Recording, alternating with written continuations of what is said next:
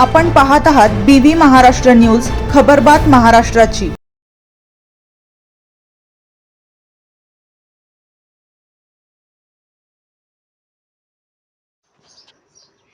अर्थसंकल्पात शेतकऱ्यांच्या हाती काहीच नाही। शेतकऱ्यांना कर्जमाफी नाही तर कर्जमुक्ती हवी।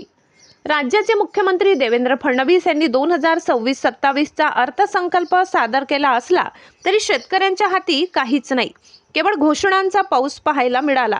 2 लाख रुपये कर्ज असलेल्या शेतकऱ्यांनाच कर्जमाफी करण्याचा विचार राज्य सरकारने केला असला तरीही शेतकऱ्यांची क्रूर थट्टा आहे। कारण निवडणुकीच्या वेळेस भारतीय जनता पक्षाच्या वतीने शेतकऱ्यांना संपूर्ण कर्जमाफीची आश्वासनं देण्यात आली होती। शेतकऱ्याचा सातबारा कोरा करण्याचे आश्वासन मिळाले होते, परंतु राज्य सरकारने शेतकऱ्यांची फसवेगिरी केली असून शेतकऱ्यांना कर्जमाफी नव्हे तर कर्जमुक्त करा अशी मागणी प्रसिद्ध शेतकरी व्यंगचित्रकार किरण मोरे यांनी केली आहे। शेतकऱ्यांच्या उत्पादित मालाला योग्य बाजारभाव दिल्यास व आयात निर्यात धोरण सुरळीत ठेवल्यास राज्यातील शेतकरी सुखी व समाधानी होईल। तो कर्जबाजारी होणार नाही। त्यामुळे शेतकऱ्यांना कर्जमाफी नव्हे तर कर्जमुक्त करण्यासाठी सरकारने युद्धपातळीवर प्रयत्न करावे, जेणेकरून शेतकऱ्यांचे जीवनमान उंचावेल। कारण शेतकरी अतिवृष्टी, महापूर, खतांच्या वाढत्या किमती, बियाण्यांच्या वाढत्या किमती, वाढती मजुरी, उत्पादित मालाला बाजार समितीत मिळणारा कवडीमोल बाजारभाव यामुळे शेतकरी पुरता मेटाकुटीस आलाय।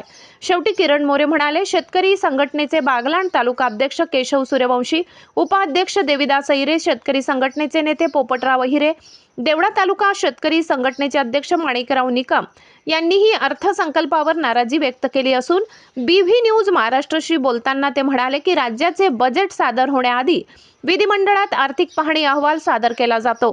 या अहवालात शेती क्षेत्रात गेल्या वर्षीच्या तुलनेत 5.7% कमी झाली असे नमूद करण्यात आले आणि त्याची कारणे देखील सरकारने दिलेली होती। शेतीमधील लागणाऱ्या निर्विष्ठांचे भाव जोपर्यंत कमी होत नाही तोपर्यंत पिकांवर लागणारा खर्च कमी होणार नाही। आयात निर्यात धोरण धरसोडीचे राहिल्यास पिकांना योग्य भाव मिळणार नाही आणि शेतकरी पुन्हा कर्जबाजारी होईल। शेतकऱ्यांना उत्पादित मालावर रास्त भाव मिळाला तरच शेतकरी समाधानी होईल असे ते शेवटी म्हणाले। बागलाण वृत्तांतासाठी संपादक विनायक इनामदार। नुकताच राज्याचा अर्थसंकल्प सादर करण्यात आला। माननीय मुख्यमंत्री साहेब यांनी मोठ्या थाटामाटात जल्लोषात तो सादर केला। शेतकऱ्यांना खूप मोठ्या आशा होत्या आणि सध्या जी चर्चा चालू आहे ती कर्जमाफीची। मुळात कर्जमाफी शेतकऱ्यांनी मागितलेली नव्हती, तर ही कर्जमाफी किंवा 7/12 कोरा कोरा कोरा हे देवेंद्र भाऊ फडणवीस यांचं निवडणुकीतलं आश्वासन होतं। मुळात शेतकऱ्यांना कर्जमाफीची नव्हे तर कर्जमुक्तीची आवश्यकता आहे आणि कर्जमुक्तीची आवश्यकता का आहे? कारण त्याच्या पिकाला भाव मिळत नाही। यावर्षी प्रचंड अतिवृष्टी, अवकाळी, महापूर, गारपीट अशा संकटांना शेतकऱ्यांना सामोरं जावं लागत आहे। याच्यातून तो कसा तरी सावरतो आणि तो शेतमाल मार्केटला जर घेऊन गेला तर तो बेभावात विकला गेला आहे।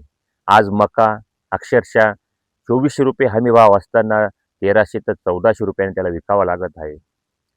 कांदा उत्पादन खर्चाच्या पेक्षा खाली भावात त्याला विकावा लागत आहे।